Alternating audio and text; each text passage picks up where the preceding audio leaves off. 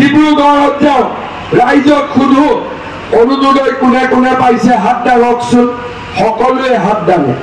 কিন্তু বোমাত যদি মই সোধো যে অৰুণোদয় কোনে কোনে পাইছে হাত দাঙকচোন, নহব। ইয়াতে অৰুণোদয় পোৱা মানুহে হাত নাদাঙিব।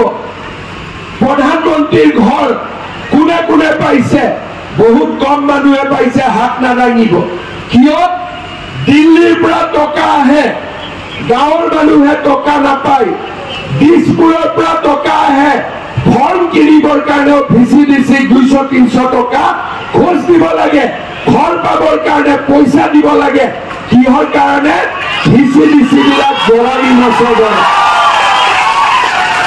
বৰালি মাছৰ দৰে VCDC বিলাক বহি আছে।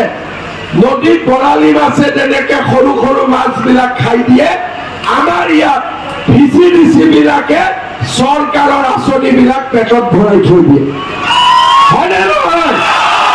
সেইকাৰণে মোৰ এটাই কথা, BTR-ত নতুন চৰকাৰ হ'ব, মোদীজীৰ ঘৰ বনোৱা টকা মানুহে ডাইৰেক্ট পাব, অৰুণোদয় দুখীয়া মানুহে ডাইৰেক্ট পাব, সেল্ফ হেল্প গ্ৰুপৰ লাখ কোটি বাই VCDC সিস্টেম ইয়াত নচলিব। এই সিস্টেম নচলিব। এই সিস্টেমে খালি মানুহক দালাল বনাই আছে, খালি দালাল।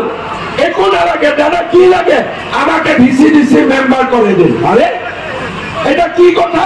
বলে দাদা আমাকে VCDC মেম্বার করে দিও। আৰু